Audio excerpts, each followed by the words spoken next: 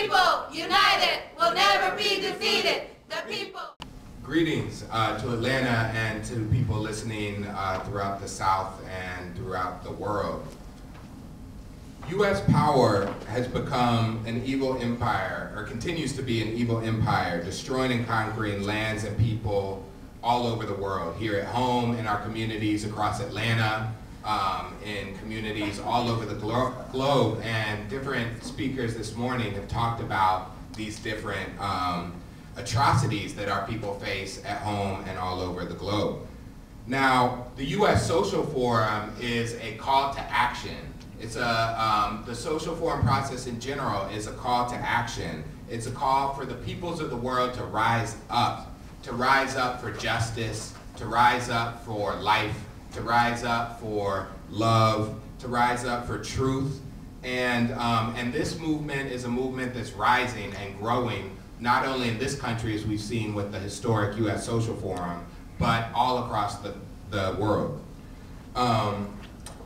I would like to spend just a moment to reflect on one person and one country.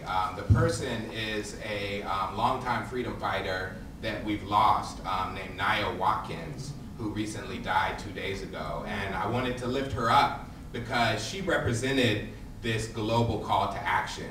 She represented one individual and a person who's been connected to social movement for 4 decades, who was rising up in the name of truth, justice, life, and love, and who made untold sacrifices to help the process of the first Southeast, the first regional social forum to take place in this country.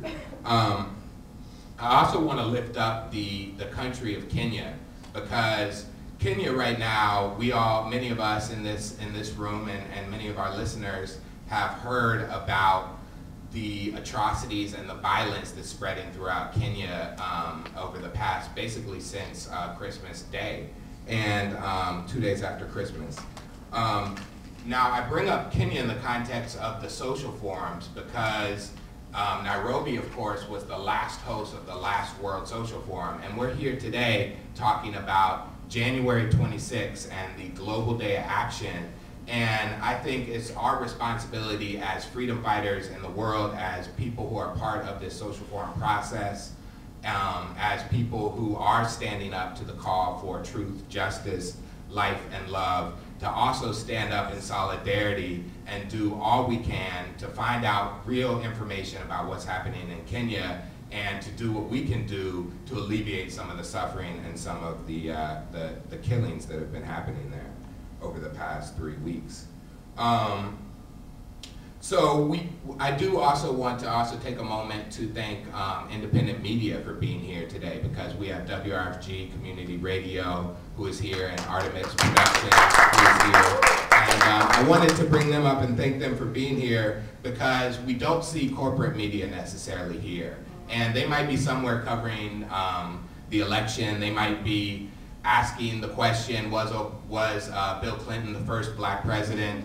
They might be, following around Hillary Clinton and saying, is she sensitive enough to be a president? But they're not here. We know that, and we know from following the discussions that they're not discussing the real issues that go on in this country or in the world. They're not discussing how we're living in a recession right now in this country. The dollar is dropping, and anybody out here on the street on Auburn Avenue could tell you that, and any economist who isn't lying could tell you that. So why don't we know? Why is that not part of the presidential election discussion? We are in a recession. There are people dying on a daily basis at the U.S.-Mexico border.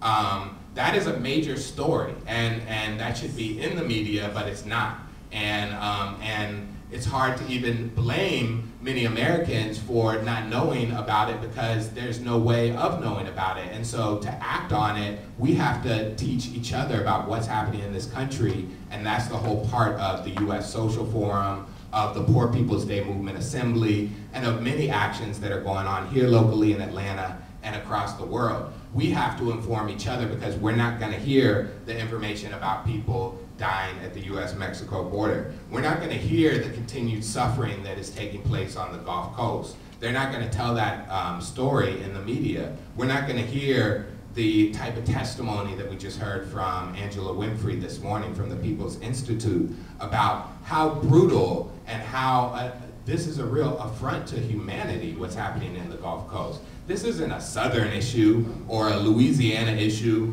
and certainly not a New Orleans issue. This is a human issue. This is a human disaster, and as human beings, we need to come together to put it into it. But again, we can't blame the people because the people might not even know what's really happening in New Orleans today. So it's our job as organizers, as people who are part of the movement, to lift up this message and to speak truth to power.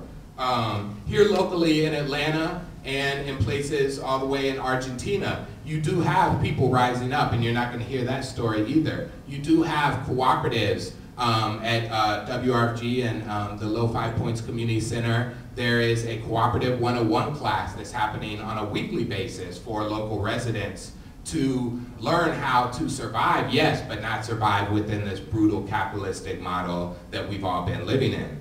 There's cooperative movements happening, of course, in Argentina, all over the country, and so there is sort of, it's not only Niawakans, it's not only the people in this room, and it's not only the listeners who are rising up. There's a mass movement that is bubbling up. We saw it yesterday. You had thousands of people out on the street in Atlanta for the Martin Luther King parade.